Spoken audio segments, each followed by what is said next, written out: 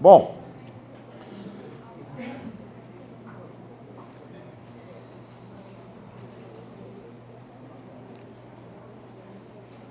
o que eu vou falar para vocês é algo que está em produção e na verdade, o título que me foi proposto pelo professor Vanderlei, Situação Atual das Igrejas Evangélicas. Eu me lembrei, é uma espécie de análise da conjuntura. Eu me lembrei de um professor meu, quando eu estudava na USP nos anos 80, ele contou que nos anos 60 e nos anos 70 havia muita repressão na USP. Então, quando ia fazer uma palestra, por causa da censura, o título era sempre esse: palestra com o professor fulano de tal. Título: Análise da Conjuntura. Então, hoje nós vamos fazer uma palestra com essa perspectiva, análise da conjuntura. O que eu vou fazer é servir aqui para vocês todos, um buffet de reflexões acerca da situação atual no mundo evangélico e um smorgasbord de ideias, e vocês se sirvam conforme o gosto de vocês, e depois disso, é claro, a gente vai ter um tempo para conversar, para debater. Tomara que seja um tempo prolongado, para que realmente possa ser produtivo para todos. E, apesar de ser algo do ponto de vista mais intelectual e acadêmico, quero fazer minhas as palavras da Regina. A minha preocupação também é, fundamentalmente, em todos os momentos da vida, edificação. Bom, primeiro ponto dessa reflexão, eu parto do seguinte: deste aumento numérico dos evangélicos no Brasil. Esse aumento numérico é um índice do IBGE, é um índice dos recenseamentos mais recentes, que indicam um aumento numérico dos evangélicos. Ontem mesmo, uma jornalista comentou comigo, dizendo algo que eu acredito, inclusive, que não é muito exato, que em 2020 o Brasil tende a ser uma nação evangélica. Acho que isto é equivocado, mas é interessante que haja este tipo de equívoco. Indica uma desconfiança, uma impressão, quase que um mito, um novo mito surgindo acerca dos evangélicos, de que eles estão crescendo a ponto de o Brasil deixar de ser um país católico para se tornar um país evangélico. Eu sou o pastor da Igreja Presbiteriana do Brasil. A Igreja Presbiteriana do Brasil, uma igreja do protestantismo histórico, de fé reformada ou calvinista, tem tido crescimento negativo, como se diz, ano após ano. Ela cresce, mas cresce negativamente em proporção ao crescimento populacional do país. Outro dia, um pastor, amigo meu lá de São Paulo, estava dizendo acerca da falta de campo dos pastores. Existe uma enorme quantidade de pastores sem campo na IPB. Ele, inclusive, disse que suspeita muito dessa ideia de que falta campo, porque a Bíblia nega isso. É um pastor de tendência fundamentalista. Então, o raciocínio dele é o seguinte: a Bíblia diz que os campos branquejam, que a seara é grande. É preciso orar para que Deus mande trabalhadores para a sua seara. No entanto, o jornal da IPB diz que falta campo para os pastores. Então, ou o jornal da IPB está errado, ou a Bíblia está errada. Como a Bíblia não pode estar errada, então, esse dado não pode ser verdadeiro. Não é verdade que falta campo para os pastores. Mas é um raciocínio, evidentemente, sofístico, certo? O campo é o mundo, não é? Então, evidentemente que não falta campo.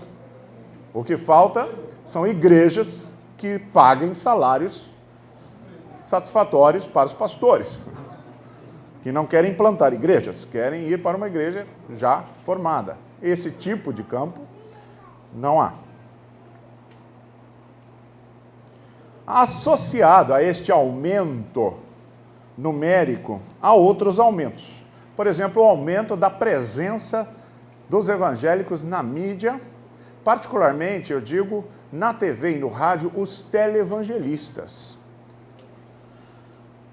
Alguns deles têm a sua cara quase que diariamente na TV e, se bobear, horas e horas, 24 horas, em algum canal você encontra. A presença da música gospel, hoje inclusive respeitada do ponto de vista econômico pela indústria da música. E as mega igrejas. Então há um aumento inclusive do número de membros das igrejas locais em algumas igrejas, em algumas cidades, a ponto de existir já em nosso país este fenômeno de igrejas com 1.000, 2.000, 5.000, 25.000 pessoas.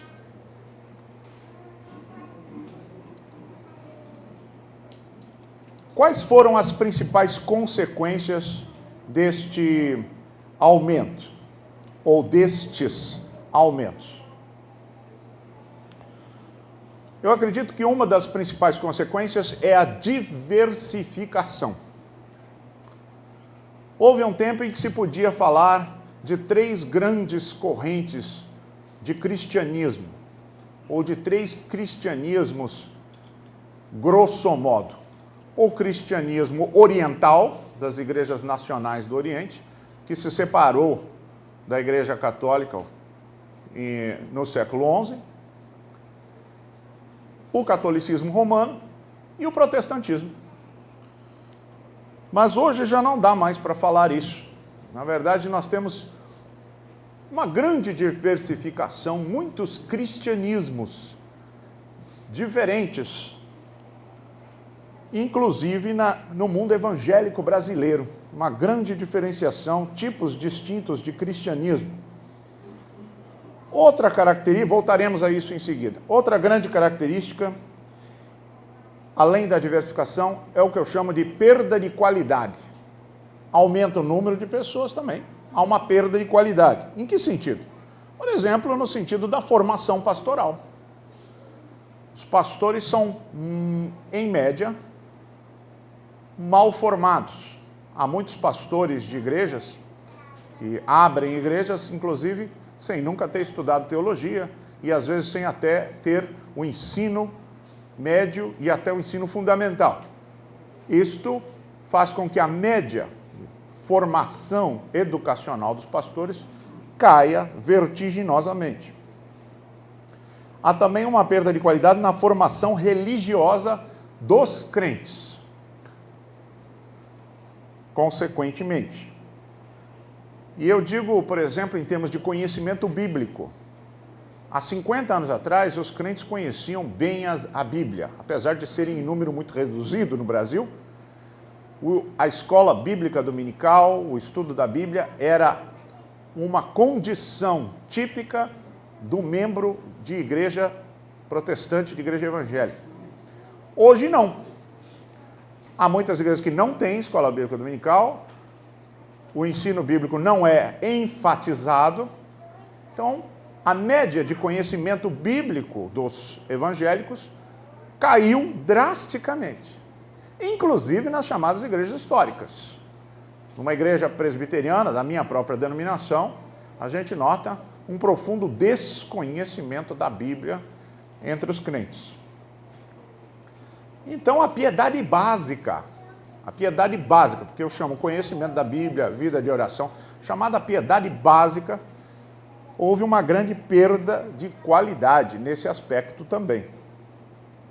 Uma terceira consequência que eu gostaria de destacar é o surgimento, devido a estes aumentos, a esses crescimentos, o surgimento do fenômeno dos nominais, dos chamados evangélicos nominais não praticantes. Antigamente era muito comum você ter o católico não praticante. Hoje você tem o evangélico não praticante. Eu sou evangélico, mas eu não frequento igreja. Eu sou evangélico, mas eu não pratico. O chamado evangélico nominal.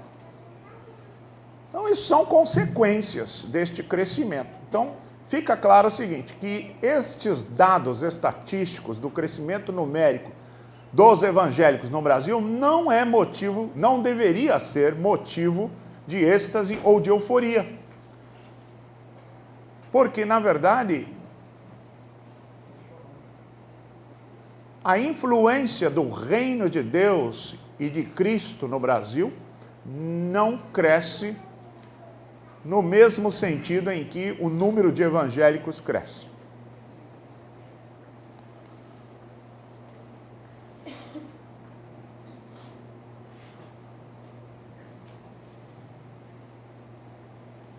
Então, houve uma época que na minha igreja, na IPB, houve um slogan chamado "O Brasil tem jeito, Jesus". Era um slogan evangelístico, uma grande cruzada, campanha evangelística. E eu tendo a concordar com esse slogan. Realmente, o Brasil tem jeito, Jesus. Mas isso não significa trazer todo o Brasil para dentro dos quadros de membros das igrejas presbiterianas, no caso, que inventaram o slogan. Isso deveria ser, então, um jeito, né? Quer dizer, a IPB tem jeito. Converter todo o Brasil. Isso vai resolver o problema da igreja, né? O problema do caixa da igreja. Mas não vai resolver o problema do Brasil. Quer dizer, o Brasil tem jeito, Jesus. Mas não quer dizer o Brasil tem jeito transformar o Brasil num país composto por membros de igrejas evangélicas. Porque nem sempre os membros das igrejas evangélicas são pessoas que vivem no Espírito de Cristo. Como eu acabei de demonstrar. Bom, essa diversificação, voltamos à questão da diversificação. Esta grande diversificação que surgiu no meio evangélico, ela se deve principalmente ao surgimento dos grupos pentecostais e dos grupos chamados neopentecostais. Eu começo a reflexão sobre isso perguntando se existem mesmo os neopentecostais. Um estudo recente demonstrou que nenhuma igreja se chama neopentecostal. Você não encontra nenhuma faixa, você não encontra nenhuma igreja que coloque assim, igreja evangélica neopentecostal,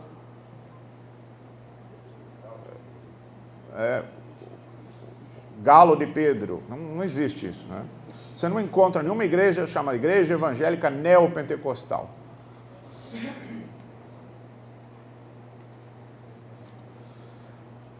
No entanto, esse mesmo estudo coloca que há, por parte das comunidades pentecostais, a maioria delas, um desejo de ser neopentecostal, sem ter consciência do que seja ser neopentecostal, porque é um conceito acadêmico.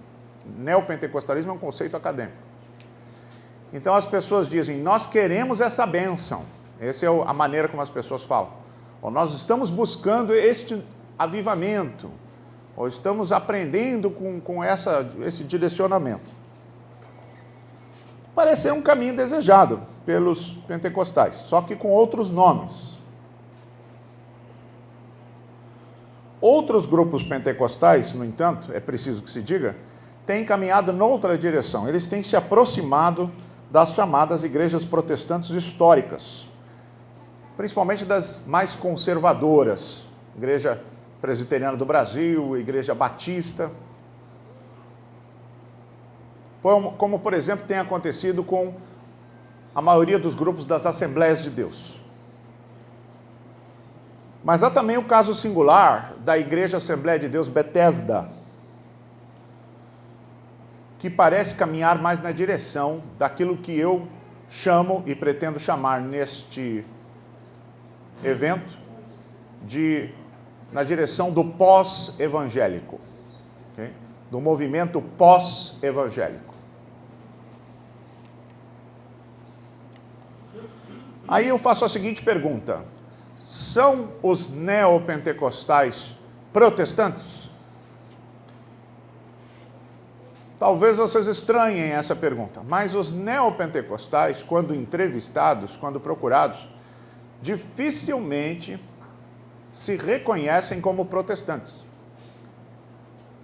Não celebram o 31 de outubro, por exemplo.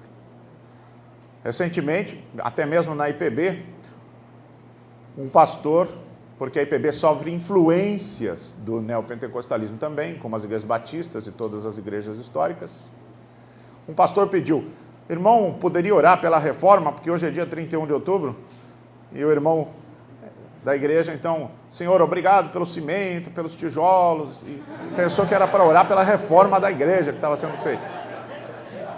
Porque não tinha essa noção, né, de que era o dia da reforma, ou sequer que houvesse qualquer conexão entre a sua igreja local e a reforma protestante, há 500 anos atrás.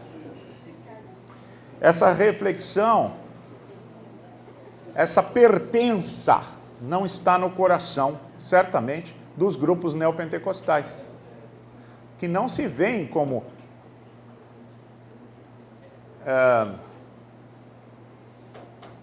sucedâneos da reforma protestante do século XVI.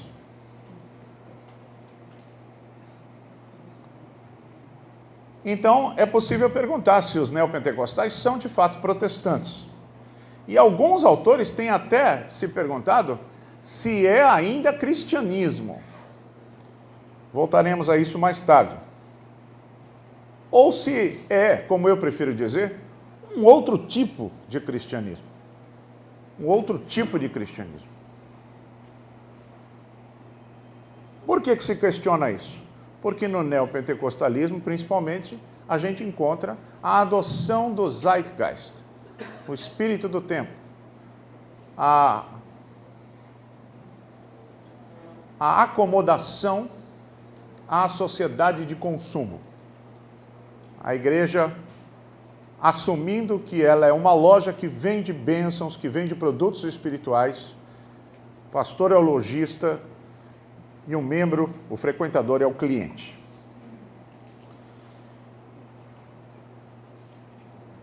Adotando estratégias de marketing e muitas técnicas advindas das ciências organizacionais e tratando a igreja cada vez mais como um empreendimento comercial e uma empresa que tem que seguir todo o procedimento de uma empresa secular. Outra característica que destaca esse cristianismo de outras formas de cristianismo é aquilo que um importante pensador de São Paulo tem apontado recentemente, que é a desmoralização do ensino nessas igrejas. Não é a desmoralização das igrejas enquanto instituições, isso também é verdade, mas é a desmoralização, isso é, no ensino nas igrejas neopentecostais, o elemento da moralidade não está mais presente. E eu não me refiro somente à questão da moralidade sexual. Eu me refiro à moralidade, inclusive, no trato do dinheiro, as questões da ética do trabalho, as questões dos relacionamentos, todas essas questões, mas inclusive a questão da ética sexual, ou da sexualidade, a moral sexual, não estão mais presentes no discurso das chamadas igrejas neopentecostais. E, finalmente, a paganização da mensagem. Isso é, não se prega tanto mais a salvação pela graça mediante a fé, a justificação, o perdão dos nossos pecados, o fim da nossa culpa por causa do sacrifício de Cristo e a nossa santificação por causa da presença do Espírito de Cristo em nós e a esperança da glória, mas sim a barganha com Deus, a ideia de que eu posso negociar, negócio, não é? Que eu posso negociar com Deus, oferecendo coisas, sacrifícios, dinheiro, promessas, e receber de alguma forma barganha.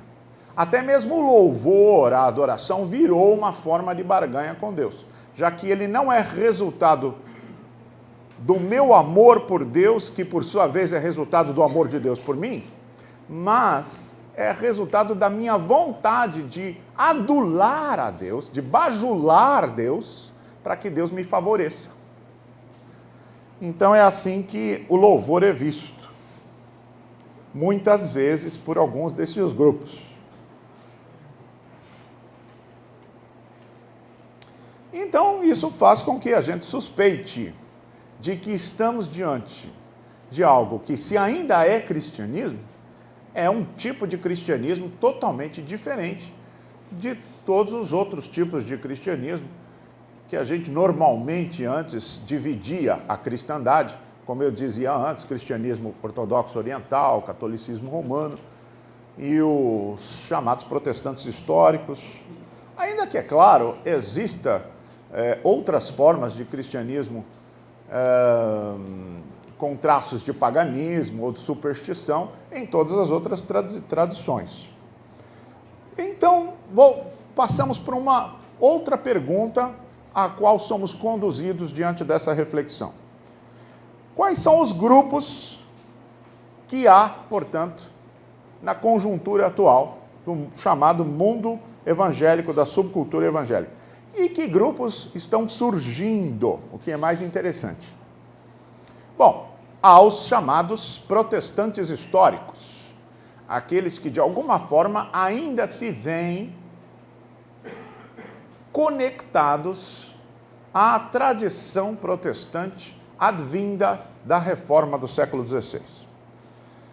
Há também, dentro destas igrejas e em todas as denominações evangélicas, o chamado fundamentalismo teológico, que é transversal, corta todas as denominações cristãs, inclusive o catolicismo romano, e extravasa os limites do cristianismo, porque é, na verdade, uma atitude religiosa que existe e está presente em todas as religiões, principalmente as religiões proféticas do Ocidente, o judaísmo, islamismo, cristianismo. O fundamentalismo, e além disso nós temos o pentecostalismo e o neopentecostalismo. O fundamentalismo é um movimento reacionário. Isso é uma reação aos avanços do projeto de civilização moderno, do processo civilizatório do período moderno, que começa no Renascimento e com o racionalismo cartesiano e que tem continuidade até o século XX, já em declínio e colapso. Dentro desse contexto surge o fundamentalismo e surge o liberalismo teológico. E eles são irmãos. O fundamentalismo e o liberalismo teológico são irmãos, são ambos filhos do racionalismo da modernidade.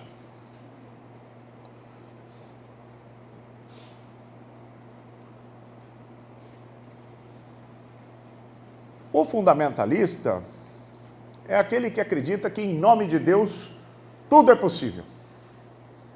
Se Deus existe, tudo é possível. Fazendo aqui uma paródia da frase do grande autor Fyodor Dostoiévski, o russo, que eu aprecio tanto, tão importante dentro da tradição do existencialismo cristão, que nos Irmãos Karamazov diz: se Deus não existe, tudo é possível, por isso Deus precisa existir. Se ele não existe, nós teremos que inventá-lo, porque se Deus não existe, não há julgamento, então tudo é possível. Fazendo uma paródia da frase de Dostoiévski, eu diria: se Deus existe, para o fundamentalista, tudo é possível, porque em nome de Deus ele pode explodir uma bomba num ônibus cheio de crianças, ele pode perseguir, matar, fritar socialmente, ele pode ser intolerante, pode odiar em nome de Deus, e ele pode fazer isso porque ele está em ética de guerra. Ele vive no contexto de um jihad permanente contra as hostes de Satanás, né? Eu mesmo, muitas vezes, já fui taxado de ministro de Satanás pelos nossos irmãos fundamentalistas. Então, como é a ética de guerra, isso em termos inclusive filosóficos, é uma ética diferente da ética da paz. Na guerra vale fazer certas coisas, matar, por exemplo, né? Espionar, que na paz não é considerado eticamente validado. Como o fundamentalista vive em guerra, guerra santa, então ele pode fazer coisas que quem não vive na ética da guerra não considera moralmente correto. Além disso, o fundamentalista ele tem o foco na verdade e não na vida, na existência, na vivência, na vida relacional. Relacionamento com Deus, relacionamento com o semelhante e o relacionamento consigo mesmo. Não tem o foco na existência, na vivência, em que o indivíduo se vê coram Deo, na presença de Deus, para bater de frente com a sua realidade particular. Ele tem o foco na verdade que se aceita ou não, que se subscreve ou não. E isto é um elemento que o conecta ao racionalismo cartesiano moderno, mas que já não cola, já não tem aderência no coração e na mente do homem contemporâneo, por causa do colapso do paradigma moderno.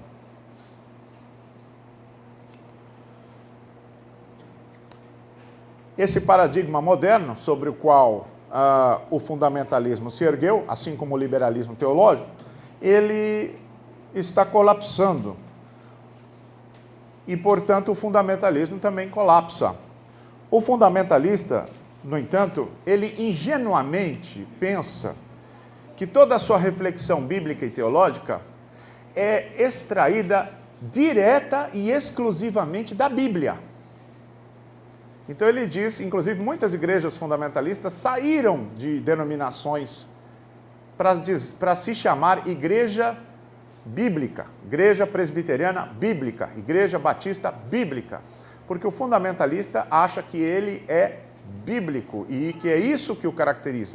O seu pensamento é inteiramente derivado da Bíblia, direta e exclusivamente. Bom, isso é uma ingenuidade, porque a Bíblia é um texto, e como todo texto, ele carece de ser interpretado. E essa interpretação sempre será feita a partir de uma chave qualquer.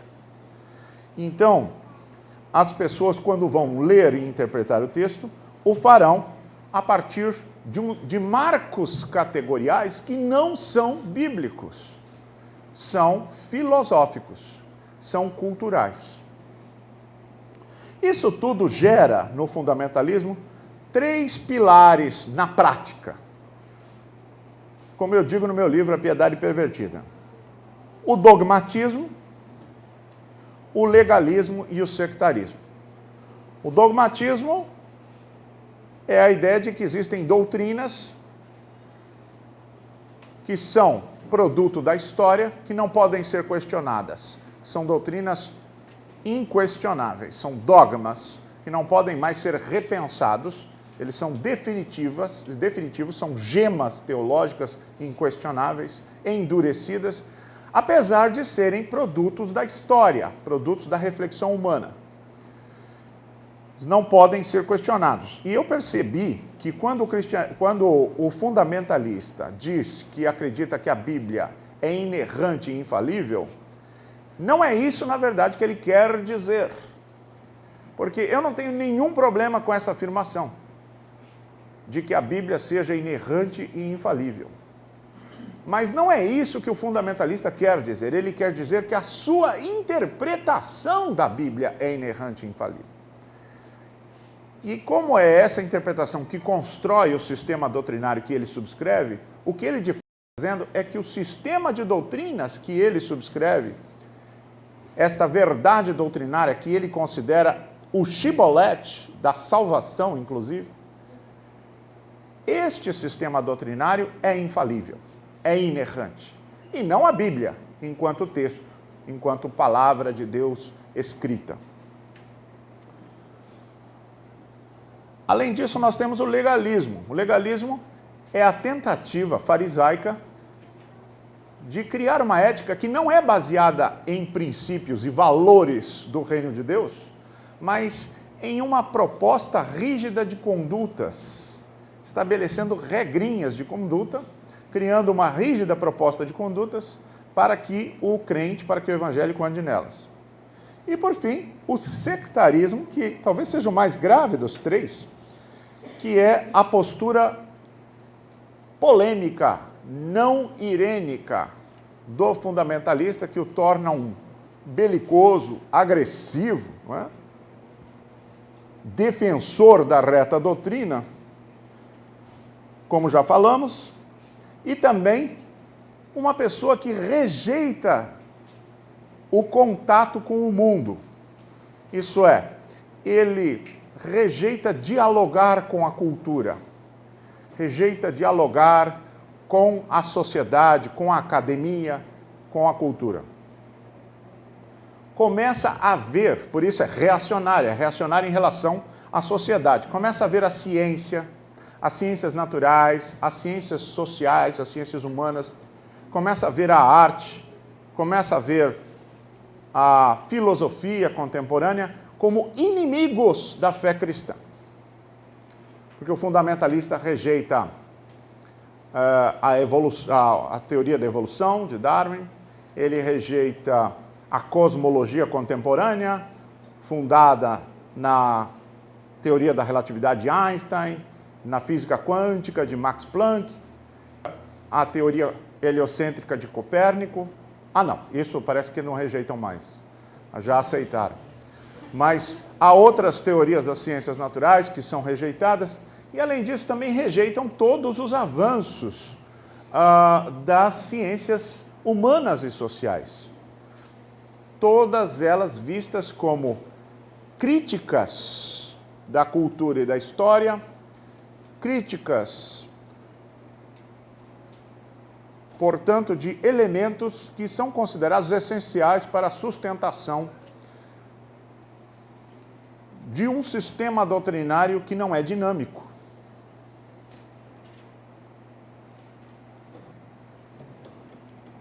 Bom, agora vamos ao que é mais interessante. Há mais dois grupos que são bem peculiares. Um deles é o grupo formado pelos chamados evangelicais. O outro é o grupo formado pelos chamados pós-evangélicos. Trabalhamos com esses dois conceitos.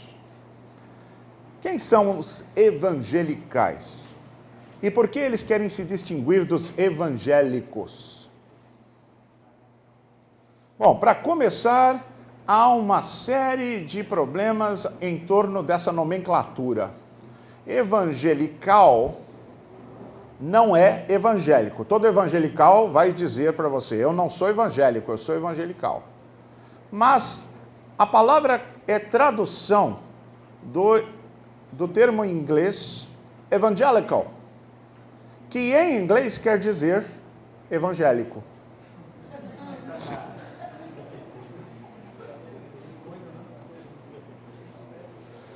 Então, o termo não esclarece, na verdade confunde. Então, temos que partir para outra possibilidade, tentar descobrir as origens históricas do pensamento evangelical. Em geral, o que nos é apontado é o Pacto de Lausanne, dos anos 70.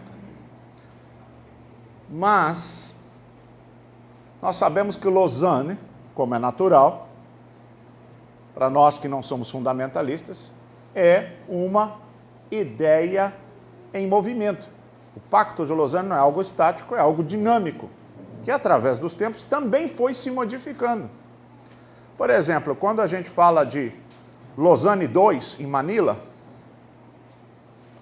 que o Robson Cavalcante descreve como o Pacto de Lausanne dando 2 passos para trás e 1 passo para a direita, seja lá o que isso signifique.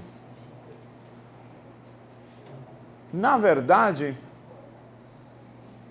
e agora vamos ter o Lausanne III, na Cidade do Cabo, em outubro, e já há prenúncios do que vai acontecer por lá. Então a gente sabe que a teologia que é fruto do movimento chamado Pacto de Lausanne não se distingue de forma clara do movimento evangélico em si, a não ser por um conceito muito particular, que é o conceito de missão integral. Bom, eu tenho um trabalho sobre isso que eu não vou agora expor para vocês. O que é missão integral? Na minha opinião, missão integral é o próprio Evangelho. Isso é, não é apenas a proclamação da salvação em Cristo para ter a vida eterna no céu, mas a missão integral da igreja no mundo, que incluiria atender às necessidades gerais das pessoas, que incluiria aquilo que o fundamentalista não consegue considerar importante, que é preocupar-se com as questões, entre aspas, mundanas, econômicas, políticas, etc.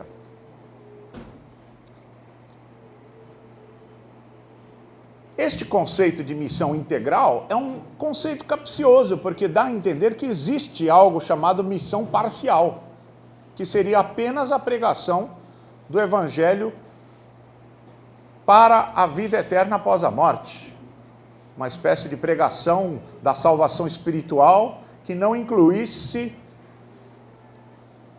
as transformações a partir dos valores do reino de Deus no mundo aqui e agora pela igreja, que não incluísse o envolvimento da igreja com a sociedade. O fato é que não existe missão parcial.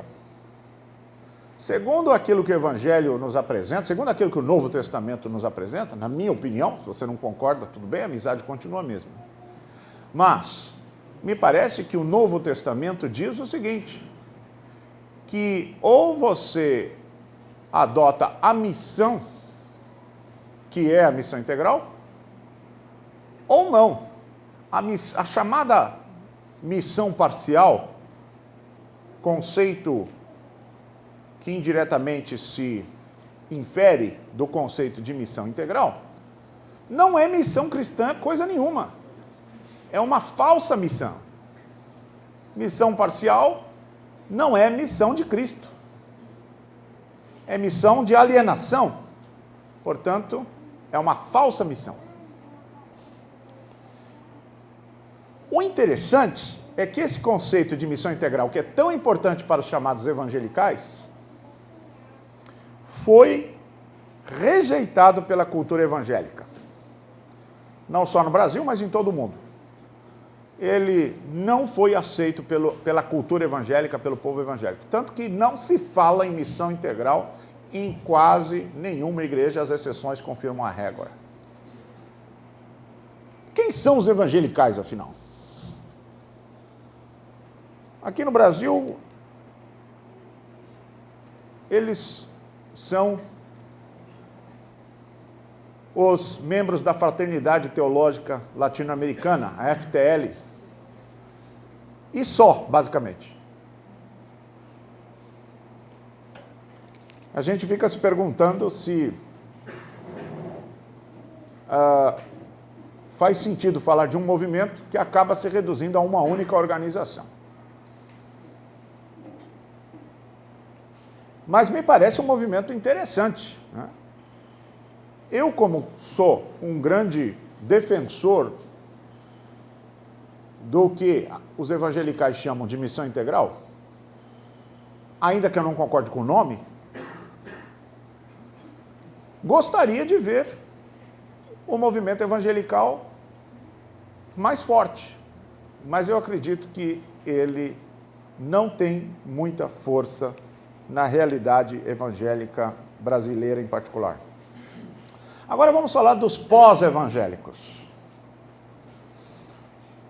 Talvez os pós-evangélicos nasçam de uma realidade cultural mais profunda, da substituição dos marcos categoriais modernos pelos marcos categoriais pós-modernos.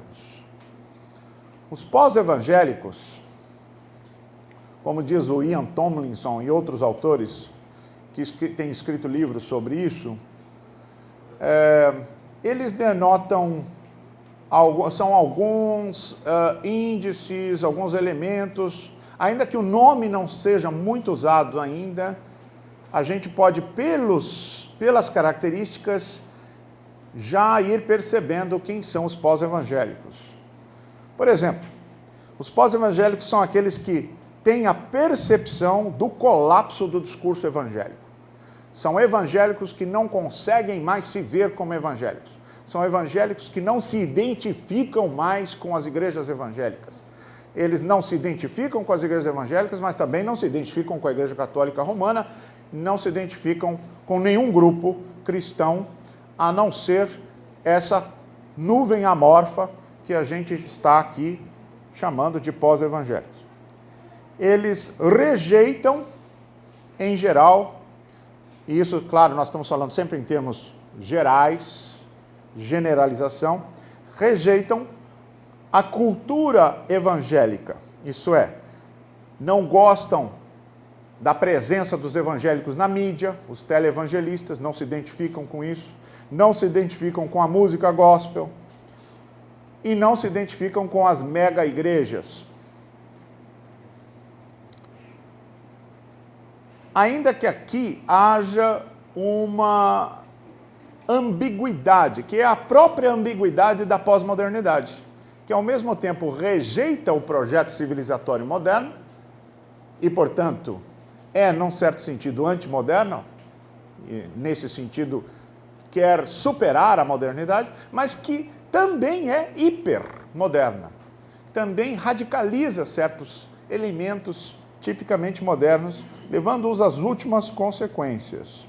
Então, por exemplo, surge no movimento pós-evangélico pequenas eclesiolas, né? As micro-igrejas, igrejas que se reúnem nos lares, às terças-feiras à noite se encontram em bares, 10, 15 pessoas ao redor de uma mesa.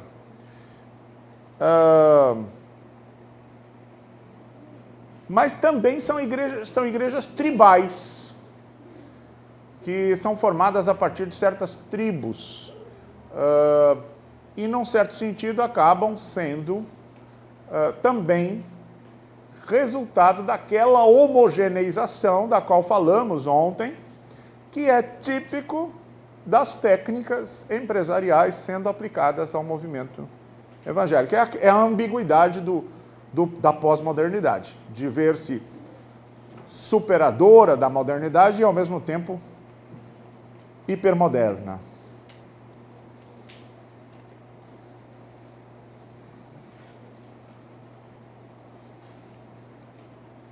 Há um outro elemento nesse grupo pós-evangélico. É a rejeição tanto do fundamentalismo quanto do liberalismo teológico. Ambos vistos como resultado da rejeição, ou inconscientemente, essa rejeição é resultado da rejeição do paradigma moderno, dos marcos categoriais que constituíram a reflexão moderna. Além disso, é um cristianismo sem compromissos institucionais. As relações do pós-evangélico com as instituições cristãs é uma relação sempre fluida, ou, na melhor das hipóteses, gosmenta. Isso é, eu fico pero no mucho, não é?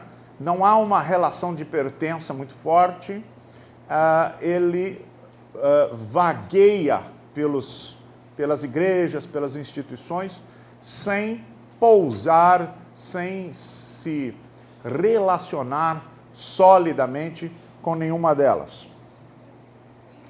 E outra característica muito marcante deste movimento pós-evangélico é que estes cristãos são adeptos de um cristianismo sem metanarrativas.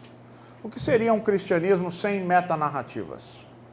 Seria um cristianismo que não está preocupado com uma história linear, uma explicação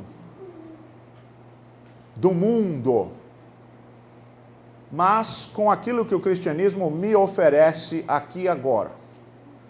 Por exemplo, a escatologia, que era tão marcada no pensamento das igrejas históricas e das igrejas pentecostais, uma marcante presença nas igrejas históricas e também nas igrejas pentecostais no século XX, até os anos 70, mais ou menos, ela está totalmente desaparecida, tanto do neopentecostalismo, como deste movimento, desse grupo de reflexão mais pós-moderna. Por quê? Porque tem a ver com essa ideia de uma explicação do todo. Um sistema de pensamento que explique o mundo e que explique a história. É isso que a gente chama de metanarrativas. Um cristianismo sem metanarrativas é um cristianismo que não procura isso e não sente falta disso. Além disso, esse grupo que eu estou detectando, chamando de pós-evangélico, é um que aceita o diálogo interreligioso e aceita hibridações. Isso é muito importante. Quer dizer, ele não é ecumênico. O pós-evangélico não é ecumênico, mas ele aceita hibridações e aceita o diálogo interreligioso. Outra coisa, ele aceita o conceito evangelical de missão integral. Também aceita algo que é muito importante no movimento evangelical, que eu não falei, que é a questão da contextualização cultural.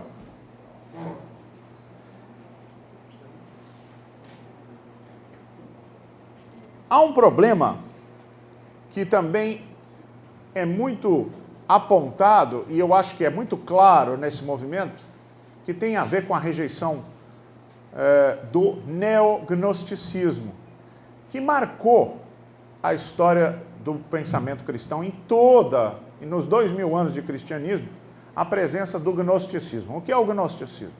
Muitas pessoas tentam relacionar o gnosticismo principalmente com a imoralidade sexual. Inclusive, por exemplo, interpretações, ao meu ver, equivocadas da carta de Judas, achando que Judas está falando eminentemente ali de imoralidade sexual. Hoje a gente percebe que não é bem assim, que não é essa, isso já é preconceito gnóstico. É engraçado que essa interpretação do gnosticismo já é fruto do gnosticismo presente no pensamento cristão. O gnosticismo tem um problema com a sexualidade, porque ele tende a considerar a sexualidade inerentemente pecaminosa. Por isso que na Igreja Católica Romana, por exemplo, o ato sexual é apenas para a procriação, nunca para o prazer, por causa da rejeição do corpo. Mas isso também está presente no mundo evangélico, a ideia que a sexualidade é uma coisa já meio pecaminosa, só a sexualidade em si. E isso tem a ver com a separação entre a matéria e o espírito, que é típica, esse dualismo que é típico do gnosticismo. Mas o gnosticismo acabou na antiguidade, a Igreja Católica Romana extirpou esse mal, fechou as igrejas e queimou os livros gnósticos, mas o gnosticismo foi expulso pela porta da frente, mas ele entrou pela janela, não é? E tomou conta da reflexão cristã durante esses 2000 anos, marcadamente com este dualismo e com a rejeição da matéria, a rejeição do corpo, a rejeição das coisas do mundo, focando no mundo espiritual, focando no além. Eu gostei muito de uma história que me contaram lá no sul, né, de um pastor luterano que foi criticado por um outro pastor de tendência mais fundamentalista, que dizia assim: Você tem que parar de fazer política. Você está fazendo política, você tem que pregar o evangelho, você tem que cuidar da vida espiritual das pessoas. Aí um membro da igreja, era uma igreja luterana, falou assim, é isso mesmo, pastor, nós concordamos inteiramente com isso, tem que parar de fazer política, não queremos política na igreja, nós queremos que o pastor se preocupe com as coisas espirituais, com a educação dos nossos filhos, com a saúde da comunidade, com a moradia, só coisas espirituais, nada de política.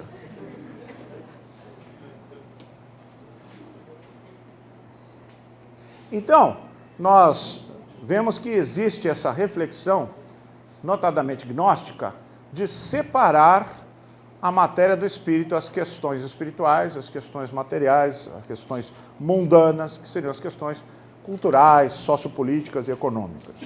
Já tem gente que me critica porque diz que eu só sei desconstruir, eu não sei construir.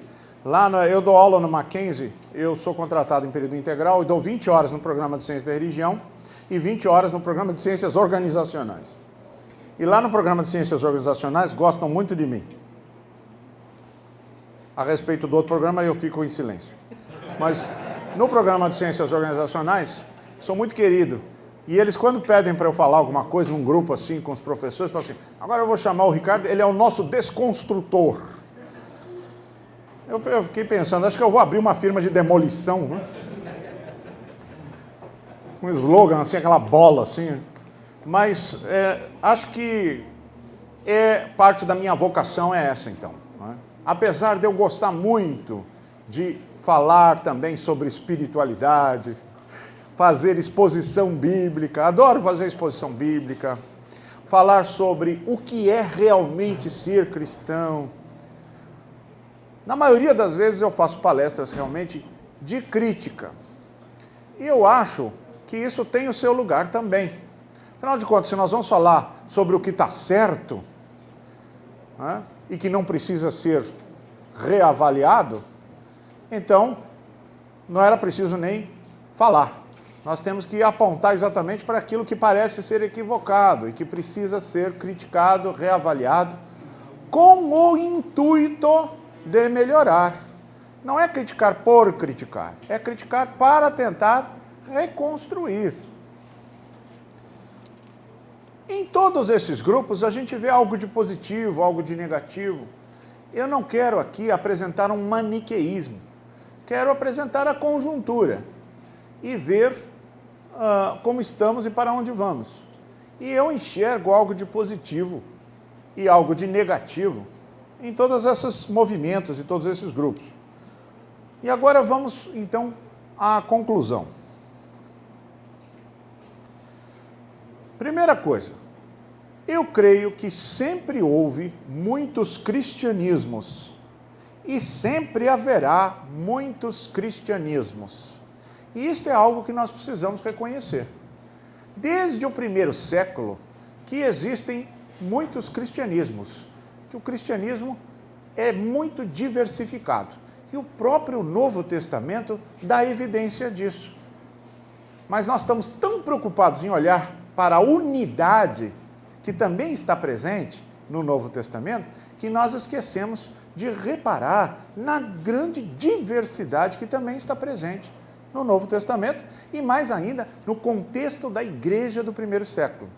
Bom, essa diversidade acompanha o cristianismo nos seus 20 séculos e está muito presente no nosso tempo hoje. Então, eu acho que nós temos que nos acostumar com a realidade de que cristianismo é um conceito vazio, já que existem muitos cristianismos. Quando alguém diz, eu sou cristão, eu imediatamente preciso me perguntar internamente, sim, mas que tipo de cristão você é? Qual é a sua concepção da fé cristã? O que você entende por ser cristão, por cristianismo? Porque não está claro. Segundo lugar, nós estamos vivendo um tempo muito difícil para o intelecto humano, porque é um tempo de crise paradigmática, um tempo de crise da modernidade, isto é, dos marcos categoriais que definiam a forma de pensar do homem moderno. Nós estamos vivendo o colapso do projeto civilizatório moderno.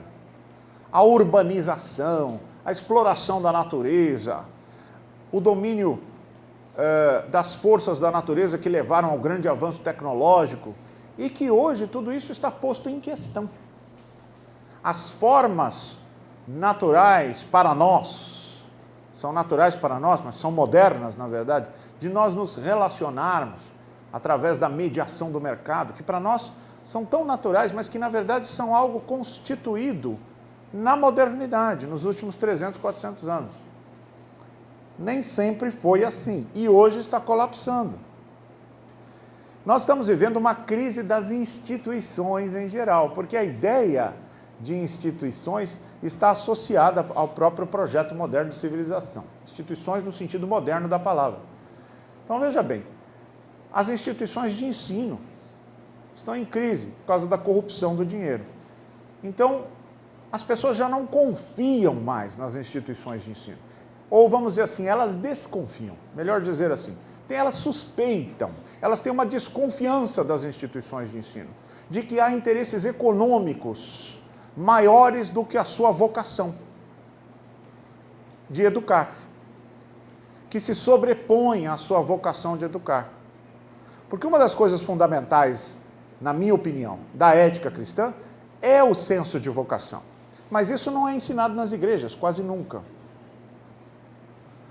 As pessoas não veem o seu trabalho, o seu ganha-pão, como uma vocação, veem apenas uma maneira de ganhar dinheiro.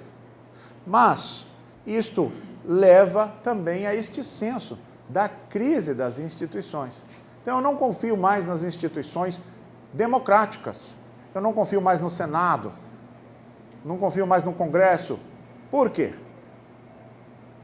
Porque eu não acredito mais na democracia? Não. Porque as instituições que se propuseram a manter a democracia não são mais inteiramente confiáveis. E a mesma coisa acontece com as instituições religiosas. As instituições religiosas também estão em crise. As pessoas suspeitam das igrejas, desconfiam das igrejas, dos interesses econômicos das igrejas enquanto instituições. Elas não são mais inteiramente confiáveis para a maioria das pessoas. Isso quer dizer que a religião está em crise? Ou que a espiritualidade está em crise? Obviamente que não. Mas as instituições já não são vistas mais com confiança. Nós estamos vivendo, portanto, esta crise dos próprios paradigmas modernos de razão. Isso é, estão surgindo novas formas de racionalidade. E elas são incomensuráveis com as racionalidades modernas. Por isso, nós, em geral, as julgamos a partir das racionalidades modernas e nós as vemos em falta. Mas nós não podemos julgá-las a partir de racionalidades modernas, porque, na verdade, são novas formas de racionalidade que se estabelecem a partir de novos marcos categoriais.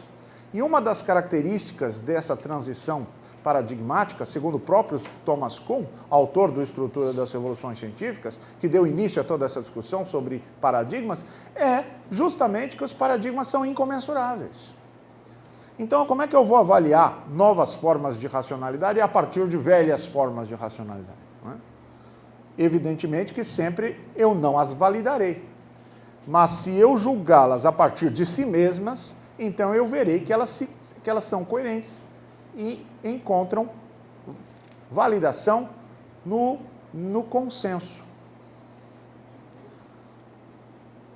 Mas nós não estamos ainda bem acostumados com essas novas formas de raciocinar. Bom, quais são as... Agora, do ponto de vista mais prático, porque eu sei que a gente sempre faz, mas qual é a aplicabilidade de tudo isso? Bom, não tem nenhuma mesmo, estamos aqui só teorizando, ok? Mas, para não dizer que eu não falei das flores, eu vou apresentar aqui algumas palavras finais nesse aspecto. Né? 5 minutos. Soluções. Caminhos a seguir. Quer dizer, que faremos, pois, em face destas coisas?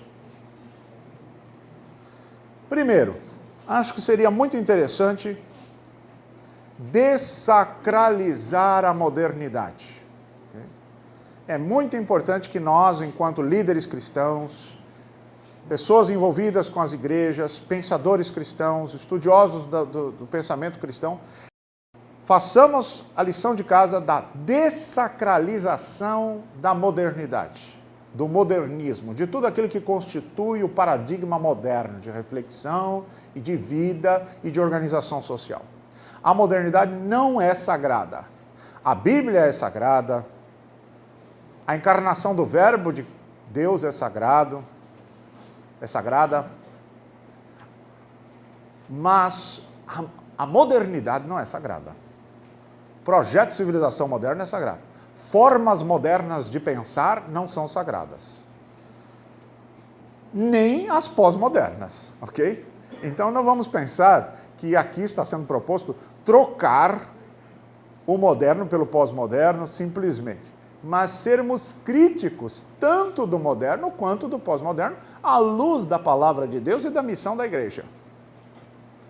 Porque, para mim, a reflexão cristã ela deve se estabelecer a partir dessas duas estruturas, ou desses dois pilares.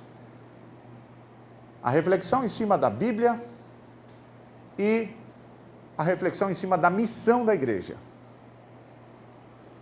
Em segundo lugar, eu acho que é muito interessante se nós lembrássemos de uma frase que eu uso como slogan, confesso.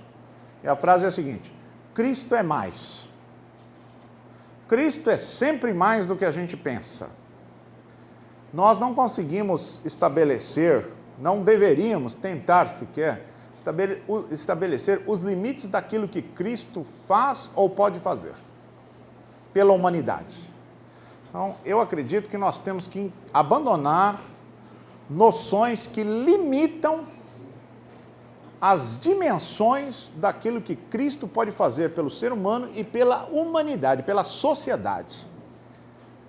E esta é uma mensagem que nós temos que digerir. Nós temos que nos apropriar desse conceito, de que Cristo é mais do que a igreja prega, muito mais do que os evangélicos estão acostumados a pregar.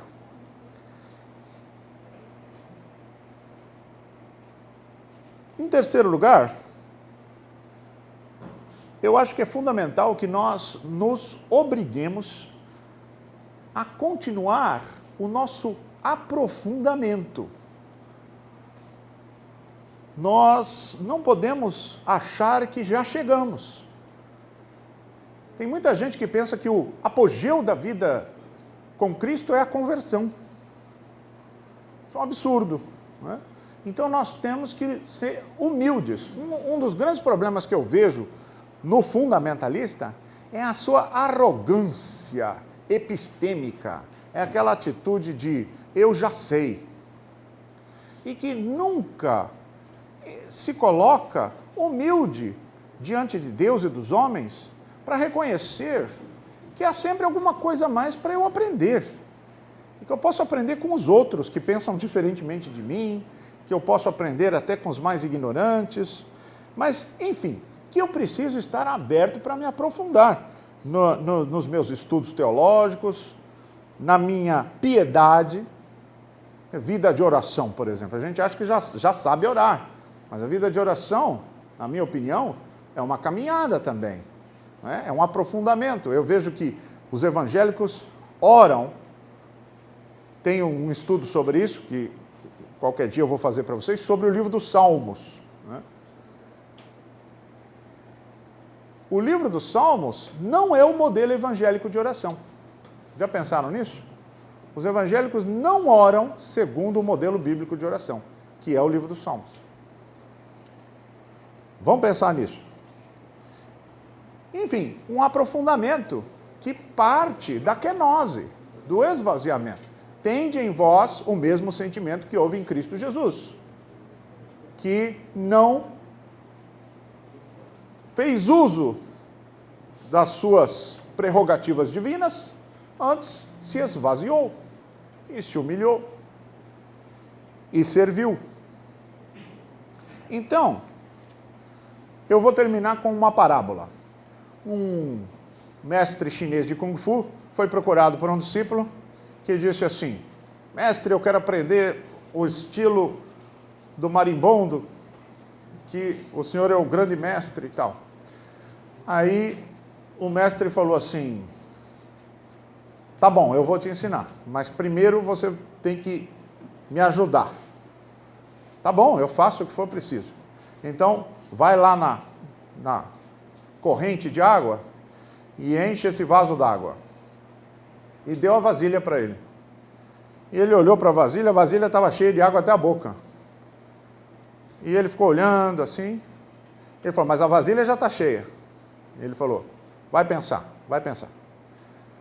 No dia seguinte ele voltou, falou assim: mestre, não vai me ensinar os golpes, o seu estilo? E o mestre falou: primeiro você tem que encher a vasilha d'água.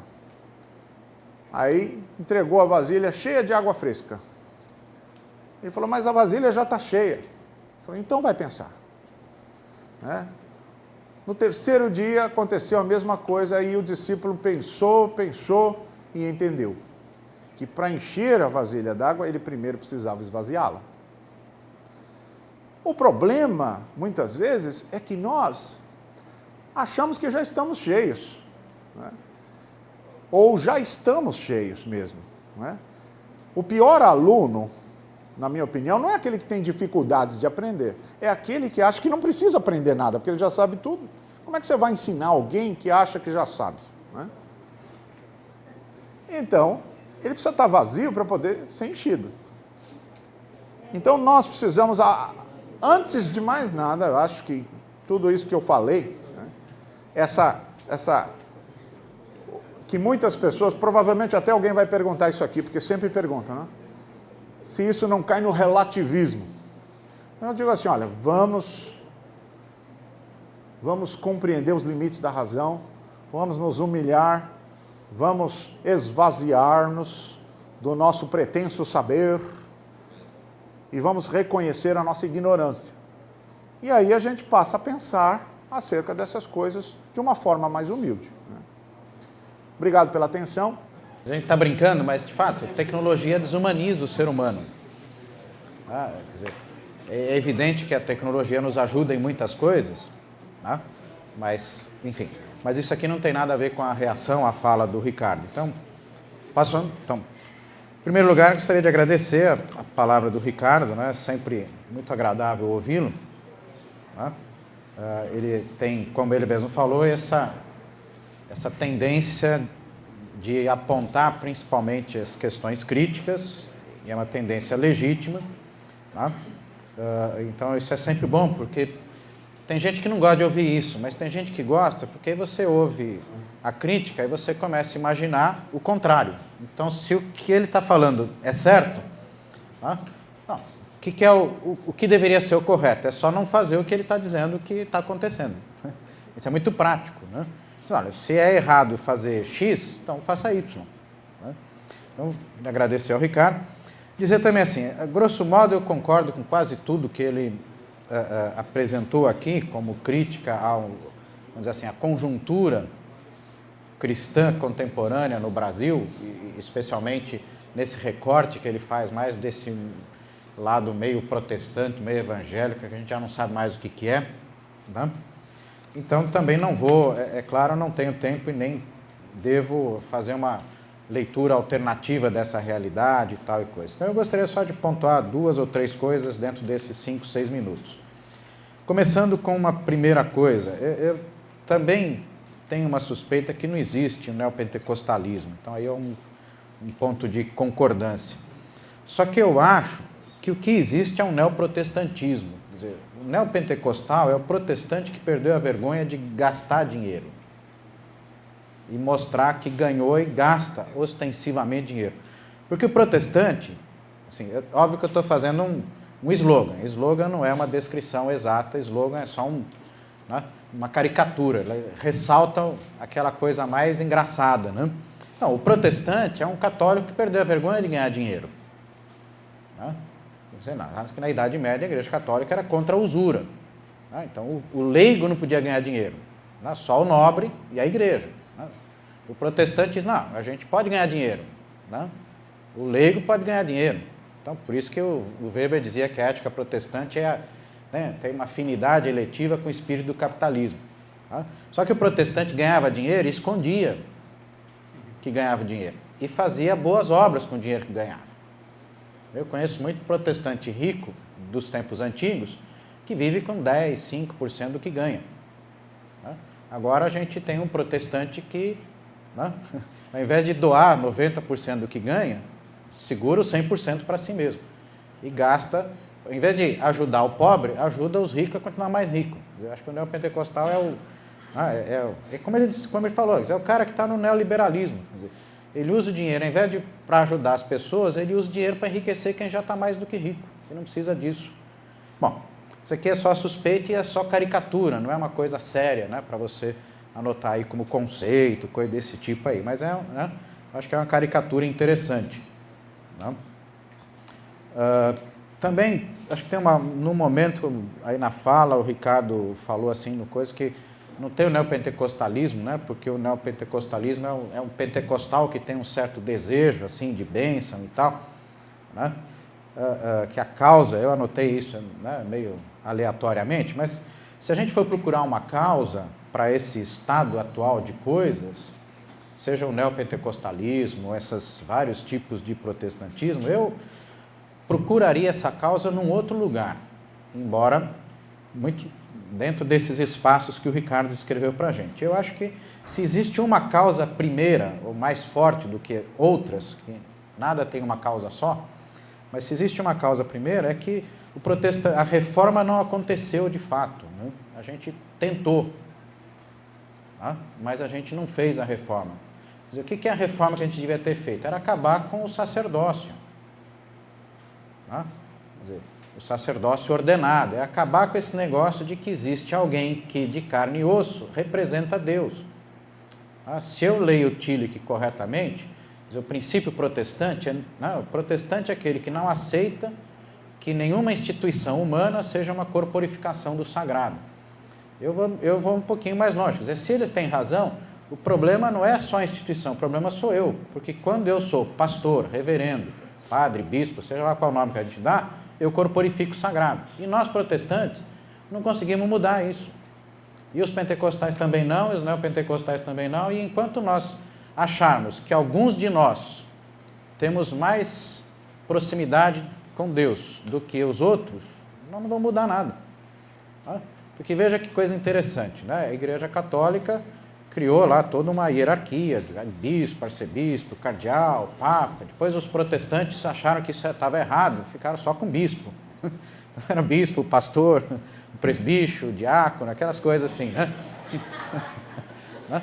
Depois uma outra leva do protestantismo, não, só pastor, não tem bispo, não tem nada. Né? Agora a gente está numa época que só pastor não tem graça, né? Agora a gente tem apóstolo. E como apóstolo é pouco, tem o pai apóstolo. Porque afinal de contas, se a Igreja Católica tem um papa que está na sucessão apostólica, essa turma agora é o próprio apóstolo. Tá?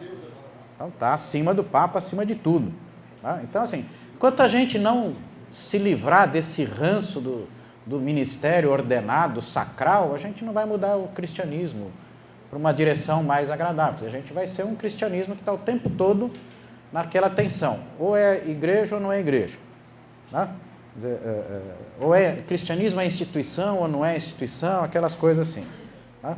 Eu não sei, eu estou mais, sei lá, para pós-denominacional, sei lá se é pós-cristão, já que você está falando aí, porque eu acho que, no final das contas, cristão deveria ser uma pessoa, pelo menos o cristão do jeito que eu gosto de ser, que diz, fora da igreja há salvação.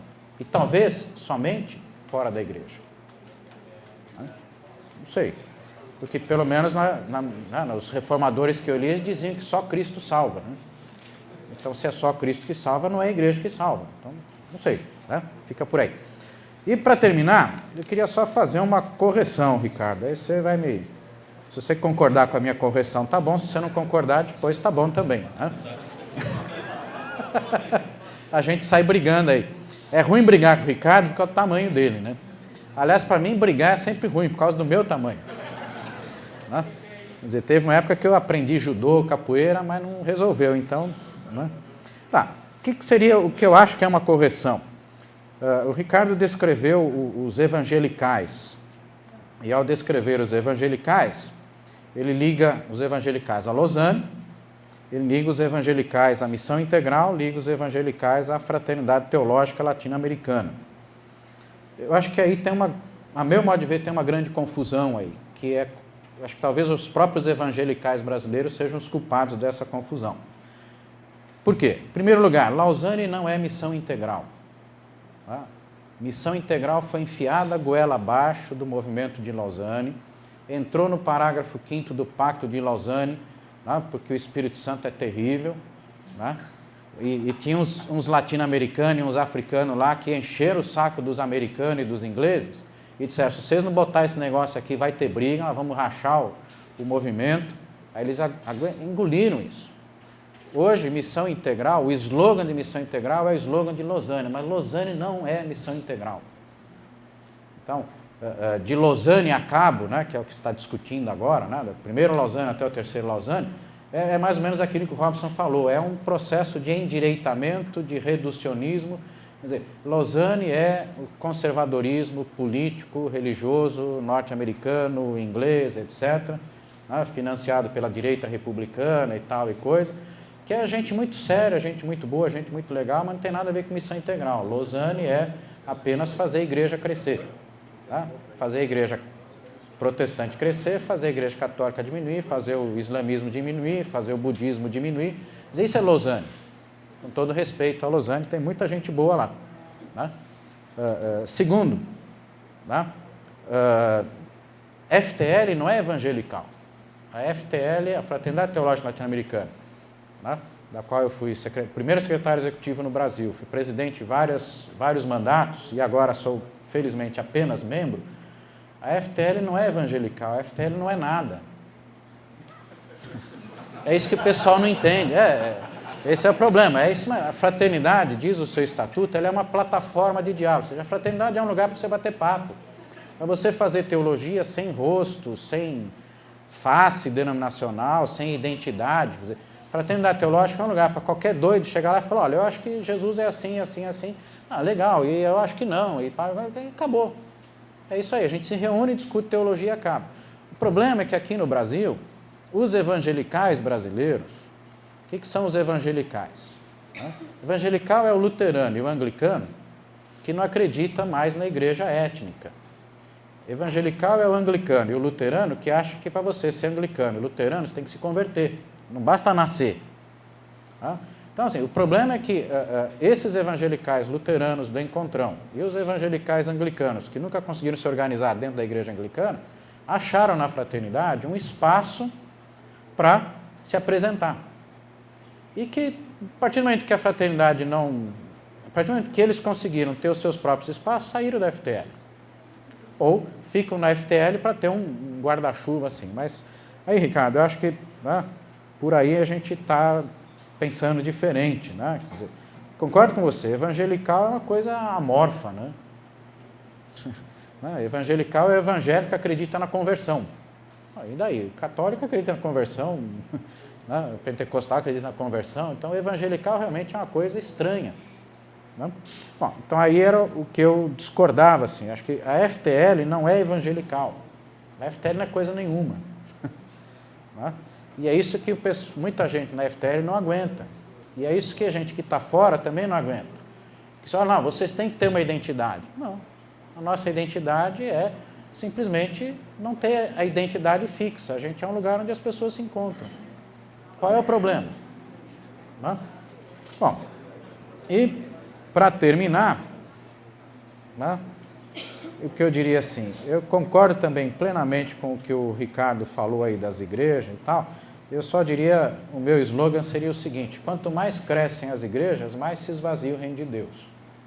Eu acho que a gente está vivendo uma realidade assim no Brasil. Quer dizer, quanto mais as instituições eclesiásticas estão crescendo, com os seus bancos cheios, menos o reino de Deus cresce.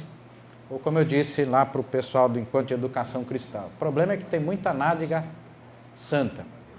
Né? Quer Quer dizer, esse é o problema das igrejas, né? Quer dizer, o único órgão do corpo que se converte é isso que você pensou aí, é a nádega. Né? E aí não adianta, né? Na Bíblia as nádegas santas não aparecem, né? Aparece outra coisa. Né? Mas é isso aí, obrigado, Ricardo, e obrigado a vocês aí. Bom, é o seguinte, uma breve reação à reação do meu colega querido Júlio Zabatiero. Eu agradeço e aprendi algumas ideias muito interessantes com o que ele disse, essa questão da ostentação, do ganhar e do gastar dinheiro, achei pitoresco, interessante. O que eu disse é que o fruto de uma pesquisa que foi feita na pós-graduação, no Mackenzie, mostrou uma pesquisa qualitativa com entrevistas a líderes de igrejas que se dizem pentecostais e que não têm, segundo os acadêmicos, as características de igreja neopentecostal, mas sim de igreja pentecostal histórica. Isso parece uma contradição também, a igreja pentecostal histórica, né? Mas que tem característica de igreja pentecostal histórica. Esses líderes foram entrevistados e eles disseram que gostariam de avançar em direção do que os acadêmicos entendem por neopentecostalismo, mas que eles não chamam de neopentecostalismo. Deu para entender? Ficou meio confuso, né? Mas é isso.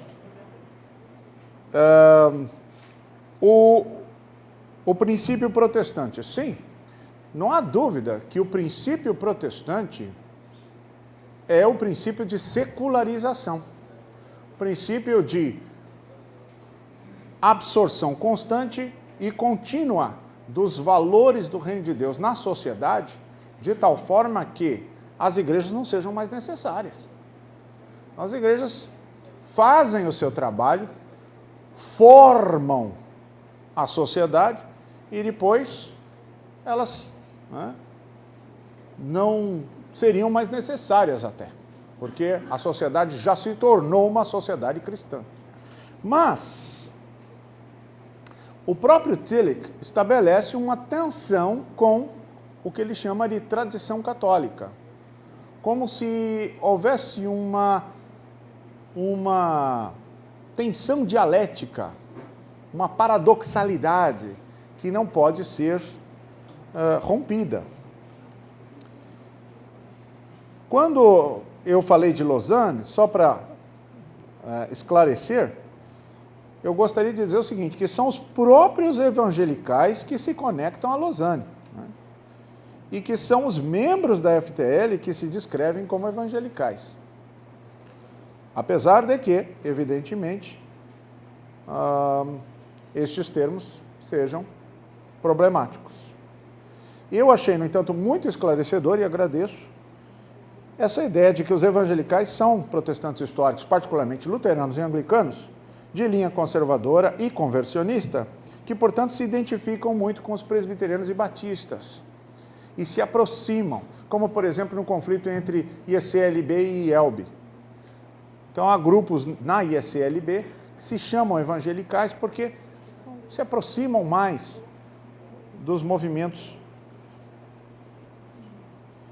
mais conservadores dentro do protestantismo histórico. Isso, a palavra faz mais sentido entendida dessa forma, mas ela é adotada por evangélicos batistas, presbiterianos e assembleanos, etc., num outro sentido que não esse. Também se chamam evangelicais e já não mais nesse sentido que está presente nas igrejas luteranas e anglicanas. Agora, quanto à questão a meu respeito, por que eu não rompi com a IPB? Porque, veja bem, eu disse que fundamentalismo é um conceito transversal, é uma atitude religiosa que extravasa, inclusive, os limites do cristianismo. Existe fundamentalismo islâmico, existe fundamentalismo judaico. Então, nós não podemos falar que o fundamentalismo é algo de uma denominação. Então, existe fundamentalismo na IPB? Sim. assim como existem em outras denominações evangélicas. Mas o fundamentalismo não é a única tendência, o único grupo dentro da IPB. Existem outros grupos. Os fundamentalistas não são donos da IPB. A IPB tem diferentes grupos e diferentes tendências. Então, eu não vejo por que eu seria levado ou obrigado a sair da IPB, porque a IPB tem um forte grupo fundamentalista. Na verdade, a minha família está na IPB há 5 gerações. Meus antepassados fundaram a terceira igreja da IPB em Brotas, no interior de São Paulo, em 1865. A primeira igreja presbiteriana composta de famílias. Então, por que eu vou sair da IPB? Eu preferia que os fundamentalistas saíssem da IPB. Eu vou continuar na denominação com a qual eu me identifico plenamente. Por quê? Veja bem, se o fundamentalismo é fruto de uma reação à modernidade tardia, como, por exemplo, a teoria da evolução, século XIX, então por que eu tenho que sair de uma igreja que tem suas raízes na Reforma Protestante do século XVI? O calvinismo não é e nem precisa ser fundamentalista.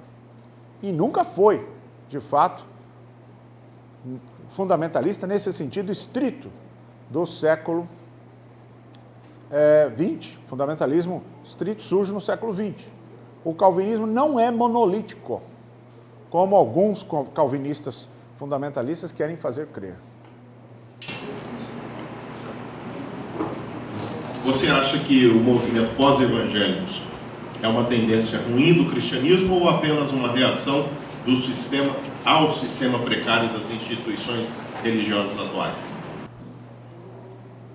Não, eu acredito que os problemas das instituições religiosas atuais estão associados ao colapso da modernidade. E o movimento pós-evangélico é fruto do surgimento de novas racionalidades não modernas, com as quais nós estamos lentamente nos acostumando, porque vivemos também inseridos dentro do mundo e da cultura. E somos influenciados, portanto, por essas novas formas de pensar. Como elas não mais se encaixam com as velhas formas de pensar que nós estamos acostumados, com as quais nós estamos acostumados, por causa da igreja, então surge um conflito. E algumas pessoas, então, consciente ou inconscientemente, acabam adotando esse direcionamento que eu chamei de pós-evangélico. Não só eu, mas tem outras pessoas também usando esse termo, pós-evangélico, pós-evangelical. E acredito que é algo que tem muito de positivo, mas que também tem muito de negativo, que pode ser criticado em alguns aspectos e que pode ser uma solução até, ou algum caminho em outros aspectos. Como eu disse, se eu propus a dessacralização da modernidade, eu não proponho a sacralização da pós-modernidade. Acho que o pós-moderno não é o bicho-papão, como alguns livros aí querem fazer crer. O pós-moderno não é uma estratégia de Satanás contra a humanidade ou contra a igreja. Nada disso. O pós-moderno é simplesmente um novo momento da cultura e da história do pensamento humano. Então, nós temos que compreender o pós-moderno naquilo que ele tem de positivo e naquilo que ele tem de negativo. E perceber o que é ser um cristão na pós-modernidade, até mesmo para cumprir a missão da igreja. Porque a missão da igreja, ela implica em falar à cultura de acordo com o estado da cultura em um determinado momento. O evangelho está sempre encarnado na cultura. Ele nasce encarnado na cultura judaica, ele é transferido para a cultura helenista, depois ele passa para a cultura medieval, e ele está sempre atravessando culturas. Se você separar evangelho e cultura, não dá certo. Porque é da natureza do evangelho estar inserido dentro de uma cultura, mas nenhuma cultura é sagrada. Então a cultura moderna não é sagrada e a cultura pós-moderna também não. Mas o que é o evangelho inserido na cultura pós-moderna? Só entendendo isso é que a igreja vai poder cumprir a sua missão na pós-modernidade. Então nós temos que ter um cristianismo que se adeque ao pós-moderno, mas que também seja crítico da pós-modernidade à luz da Bíblia. Ok?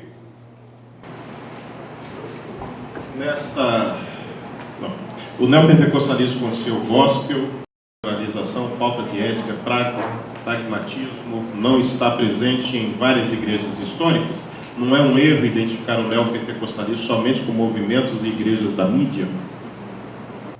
Não, sem dúvida. Nós estamos falando de movimentos de pensamento e não identificando igrejas e instituições.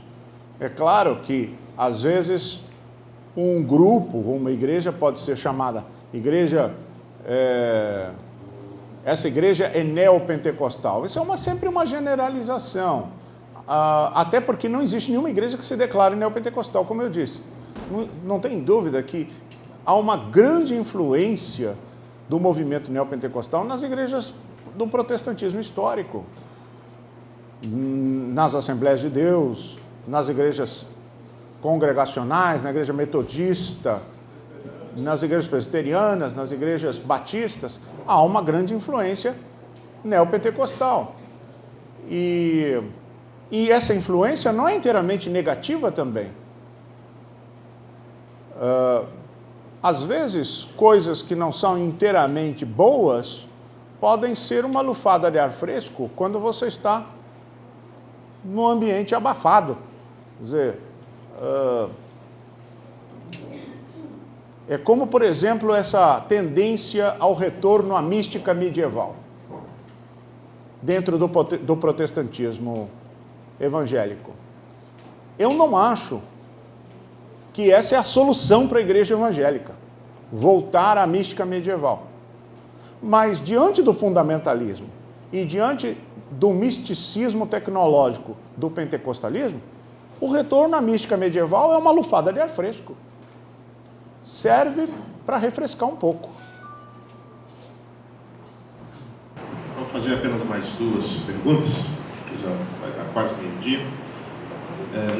Nesta crítica construtiva da modernidade e pós-modernidade, poderíamos, de certa forma, concordar com o Dr. Martin Dreyer, de que o fundamentalismo atual se torna mais atraente, pois oferece limites em face ao paradigma moderno de mundo?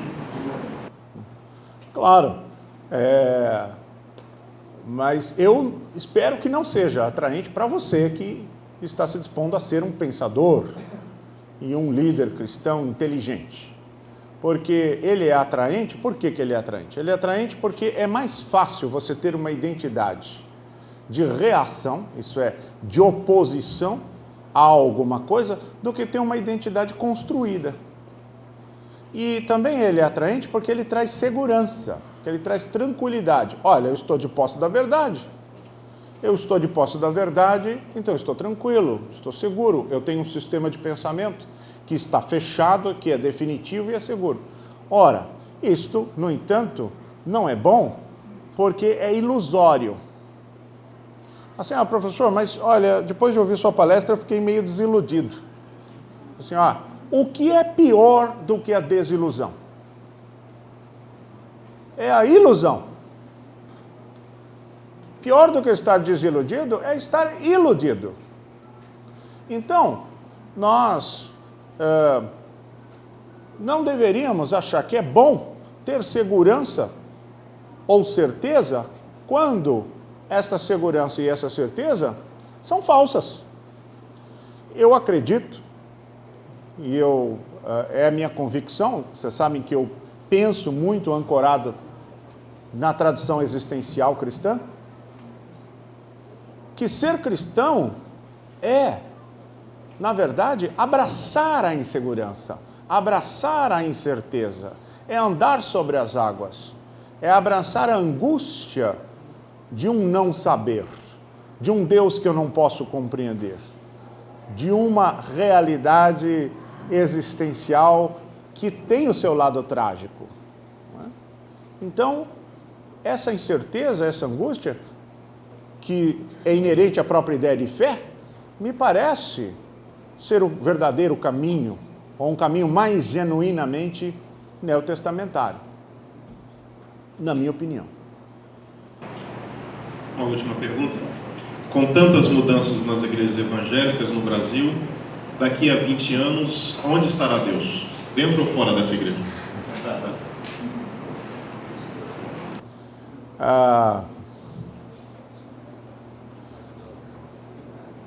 Deus não habita em templos construídos por mãos humanas, diz a Bíblia. Onde estará Deus? Eu espero que esteja no coração de cada um de vocês, que esteja no pensamento de cada um de vocês. Hoje mesmo nós estávamos ouvindo uma música do Jorge Camargo, eu e Vanderlei, vindo para cá, que dizia: talvez, se eu quiser conhecer Deus, eu tenha que olhar para dentro de mim mesmo. E eu gosto principalmente da palavra talvez. Mas, quando me perguntam se eu acredito em Deus, vocês sabem o que eu respondo? Eu respondo: qual Deus? Porque o fato de eu acreditar em Deus e você também acreditar em Deus não significa muito, porque nós podemos ter concepções de Deus totalmente diferentes. Eu acredito em Deus, você também? Me dá aqui um abraço. Mas eu sei lá se você pensa Deus da mesma forma como eu penso Deus. Nós podemos ter concepções de Deus totalmente diferentes. Então, nós precisamos refazer a pergunta e perguntar se Deus estará dentro ou fora das igrejas. Qual Deus? De que Deus estamos falando? Não é? Então, o que eu espero é que as igrejas estejam cada vez mais cheias de pessoas que estejam cheias do Espírito de Cristo. E é isso que eu recomendo a todos vocês, né? Enchei-vos do Espírito, como recomenda a Bíblia. Então, procurar o quê? O seguimento de Cristo. Procurar encher-se de Cristo, seja lá o que isso signifique. Que Deus os abençoe.